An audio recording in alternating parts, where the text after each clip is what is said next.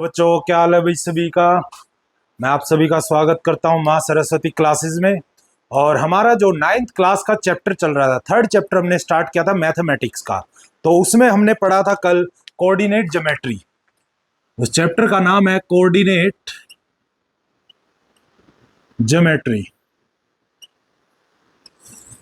अब इस चैप्टर में हमने कुछ कल बातें डिस्कस करी थी कि आखिरकार इस चैप्टर में हम ऐसा क्या पढ़ने वाले हैं। हमने कल एक एग्जाम्पल लिया था कि किस तरीके से, अगर हमने कल एग्जाम्पल लिया कि रमन और श्याम के बीच में दोस्ती थी, उनका एक कॉमन फ्रेंड आया था पीयूष। अगर पीयूष को पूरा एड्रेस पता होगा तभी वो वहां तक पहुंच पाया था, ठीक है। तो अब हम उसको आगे बढ़ाते। अब देखो, हम उस तरीके से तो मैथ्स में काम नहीं कर सकते हैं, ठीक है। अब उस तरीके को ऑर्डर्ड पेयर में रिप्रेजेंट करना हमें सीखना है। और हम इसको स्टार्ट करेंगे 2D से, मतलब दो एक्सिस है, 2 डायमेंशन से, ठीक है। अब हम जब एक्स एक्सिस लेते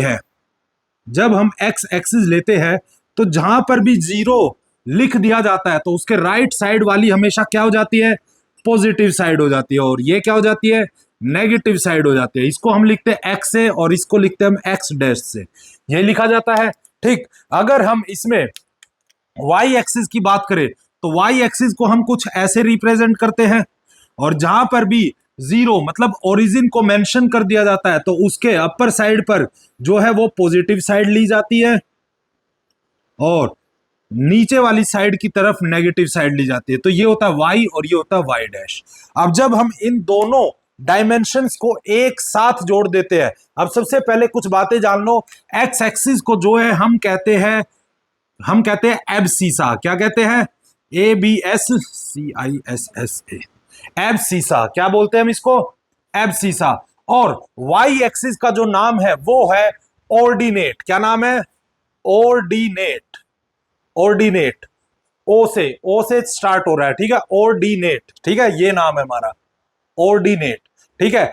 एक्स एक्सिस को हम एब्सिसा बोलते हैं और वाई एक्सिस को ऑर्डिनेट बोलते हैं। इनका एक और नाम है, एक्स एक्सिस को हम इंडिपेंडेंट एक्सिस भी बोलते हैं। क्या भी बोलते हैं, इंडिपेंडेंट, मतलब कि ये किसी पर डिपेंड नहीं करती है, ठीक है। और इसको बोलते हैं हम डिपेंडेंट एक्सिस। इसीलिए आप सभी ने देखा होगा कि जब भी हम फिजिक्स में या कहीं पर भी टाइम को रिप्रेजेंट करते हैं तो वो हमेशा एक्स एक्सिस पर ही रिप्रेजेंट करा जाता है, क्योंकि टाइम भी हमारा इंडिपेंडेंट माना गया है कि वो किसी भी चीज पर डिपेंड नहीं करता। कहते हैं ना कि समय कभी नहीं रुकता, तो सही में इसीलिए इस एक्सिस को हम इंडिपेंडेंट बोलते हैं। ये एक्सिस कभी नहीं रुकती, इसीलिए टाइम को हम एक्स एक्सिस पर ही रिप्रेजेंट करते हैं। तो यहां पर हमने देखा कि एक्स एक्सिस का नाम एब्सिसा और इंडिपेंडेंट है, और वाई एक्सिस का नाम है ऑर्डिनेट या फिर डिपेंडेंट एक्सिस, ठीक। तो यहां पर हमने देखा कि एक्स एक्सिस का नाम क्या है और वाई एक्सिस का नाम क्या है। अब जब हम उठाएं अगर इनको, अब अगर मैं इन दोनों एक्सिस को उठाऊं और एक साथ ज्वाइन कर दूं तो हमारा ये एक्स एक्सिस होगा और ये हमारा वाई एक्सिस बन जाएगा। और ये जो एक जगह पर 2 पॉइंट हमें मिलते हुए दिख रहे, दोनों लाइन एक जगह पर जहां मिल रही है, वही कौन है, हमारा ओरिजिन है। क्या है, ओरिजिन है। तो इसे हम ओरिजिन से डिनोट करते हैं, ठीक है। जिसके कोऑर्डिनेट क्या लिखे जाते हैं, 0 0। क्या लिखे जाते हैं, 0 0 0 0 कोऑर्डिनेट इसके लिखे जाते हैं, ठीक है। अभी हम इसके बारे में बात करेंगे कोऑर्डिनेट क्या होते हैं, ठीक। अब यहां पर हमने जैसे ही इसको रिप्रेजेंट करा तो यहां पर ये हो जाएगा X positive, Y positive, X dash negative है, मतलब ये वाई डैश है तो नेगेटिव है, ठीक है। अब जैसे ही हमने इन एक्सिस को रिप्रेजेंट करा कुछ इस तरीके से, ठीक है, तो यहां पर एक्स एक्सिस हमारा एब्सिसा इंडिपेंडेंट एक्सिस है, ये वाई ऑर्डिनेट या फिर इंडिपेंडेंट डिपेंडेंट एक्सिस है। अब यहां पर जैसे ही हमने कुछ चीज रिप्रेजेंट करी तो आपने कभी ना कभी ये चीज लिखी हुई जरूर देखी होगी, 5 3 2 -3 ऐसा कुछ लिखा हुआ देखा होगा। तो यहां पर इस बात को समझ लो, इसको बोलते हैं हम कोऑर्डिनेट। क्या बोलते हैं, कोऑर्डिनेट। क्या बोलते हैं इसको हम, कोऑर्डिनेट, ठीक है। जब भी कोऑर्डिनेट लिखा जाएगा तो वहां यहां पर जैसे अगर 2 एक्सिस की 2 डायमेंशन की बात हो रही है तो 2 वैल्यूज को यहाँ रिप्रेजेंट करा जाएगा। जो पहली वैल्यू होती है वो हमेशा एक्स एक्सिस को रिप्रेजेंट करती है और जो दूसरी वैल्यू होती है वो वाई एक्सिस की वैल्यू को रिप्रेजेंट करती है।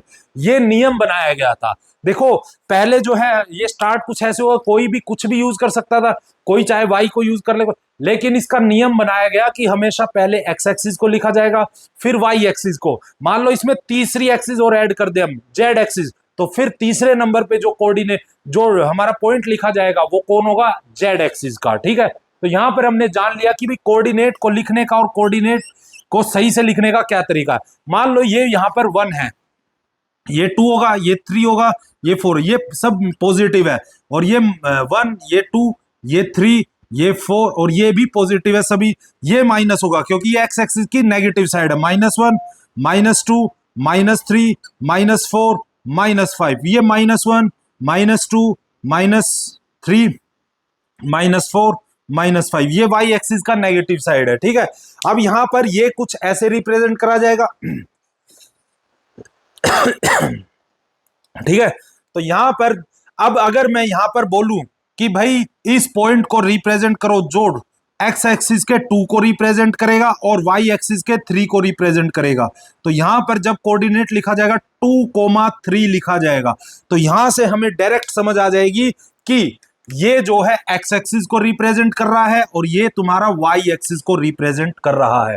ठीक है, मतलब कि एक्स एक्सिस पर इसकी वैल्यू 2 यूनिट आएगी और वाई पर, अब ये पॉइंट हमने क्यों चूज करा, क्योंकि इस ये एक साथ लिखे गए हैं, तो हमें इस प्लेन में, इस पूरे सिस्टम में जो है एक ऐसी पॉइंट लानी है जहां पर ये दोनों एक साथ लाई कर सके, और ये वही पॉइंट है।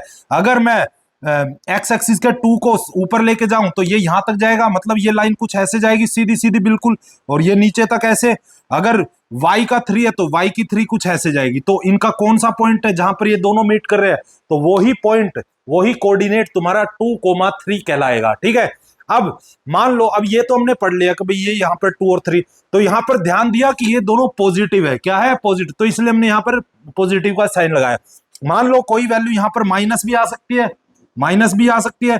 ठीक है, ये -2 और ये -3, तो यहां पर लिखा जाएगा -3, -2, क्योंकि -3 जो है एक्स एक्सिस, और पहला कौन होता है, एक्स एक्सिस का पॉइंट होता है, दूसरा क्या होता है, वाई एक्सिस का पॉइंट होता है। ठीक है, तो यहां पर कोऑर्डिनेट हमने रिप्रेजेंट करा।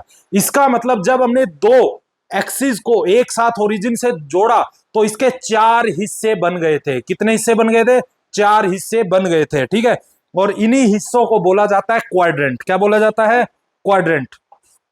वो कहां गया डस्टर भाई, कहां है, दिखा नहीं, चलो ठीक है। तो इन्हीं हिस्सों को बोला जाता है क्वाड्रेंट। ठीक है, तो मैं इनको क्वाड्रेंट एक्सप्लेन करता हूं अब।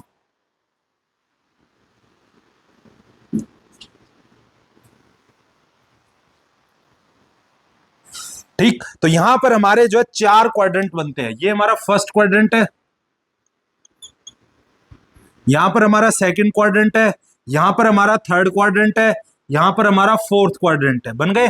ठीक है, अब यहां पर वैल्यूज लिखी जाए तो यहां पर इस क्वाड्रेंट में जब भी वैल्यू आएगी हमेशा और हमेशा जो है एक्स भी पॉजिटिव होगा और वाई भी पॉजिटिव होगा।